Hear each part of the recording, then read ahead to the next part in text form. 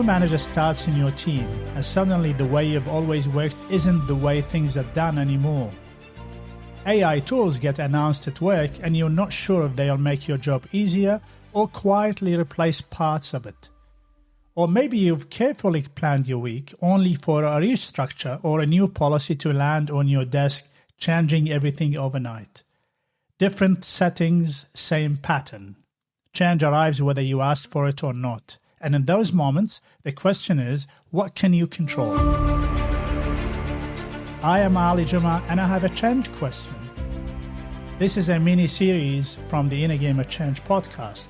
In each short solo episode, I bring you one question worth sitting with, the kind that can spark both personal and professional shifts. Because statement tends to close things down, it tells you what is, but a question opens things up. It makes you pause, reflect, and sometimes can see yourself or your work differently.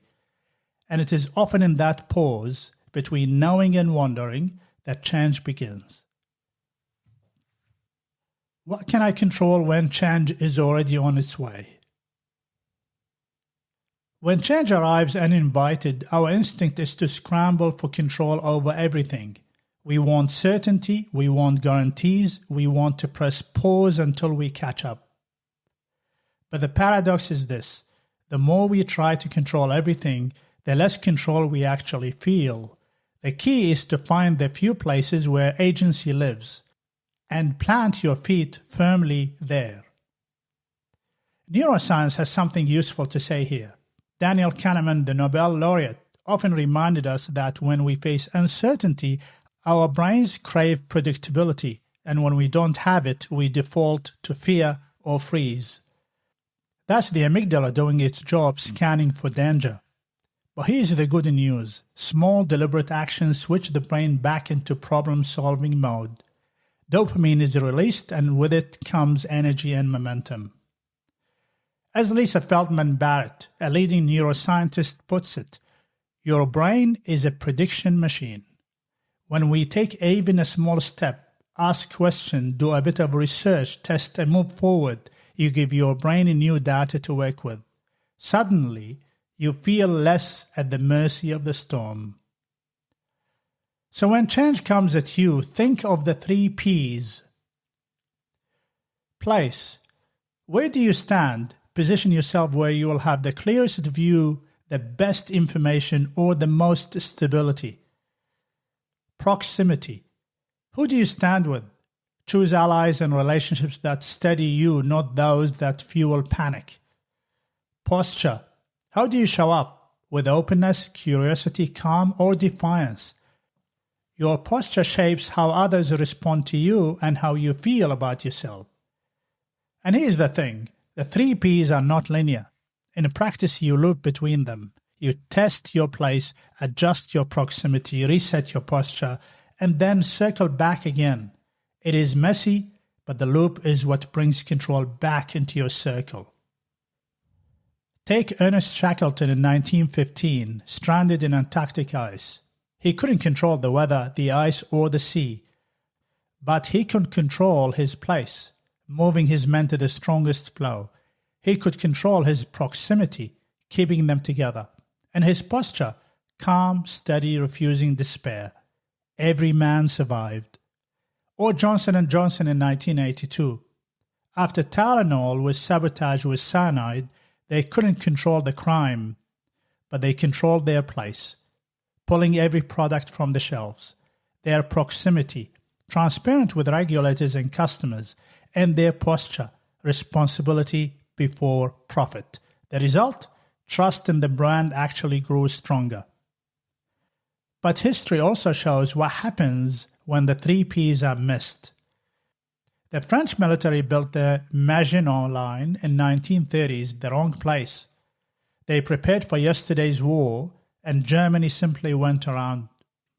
Enron chose the wrong proximity, keeping close only to loyal insiders and avoiding external scrutiny. When the collapse came, no one outside their bubble was surprised. Marie Antoinette, as the French Revolution grew, she was seen as distant. She allegedly said, "Let them eat cake." Historians doubt that she ever spoke those words, but the posture stuck, and it fueled the fire that consumed her. And Kodak in the 1990s, they had digital photography in their labs, but clung to the wrong place. Film. The wrong proximity, distributors not innovators. The wrong posture, protecting the past instead of embracing the future. And they lost their market. Now let's bring it closer to home. Imagine your workplace announces a sudden restructure. A new leadership, new roles, uncertainty everywhere. You can't control the timing. You can't control the decisions already made, but you can control your place, choosing to be in the conversations where information is shared. You can control your proximity, staying close to colleagues who are constructive, not cynical.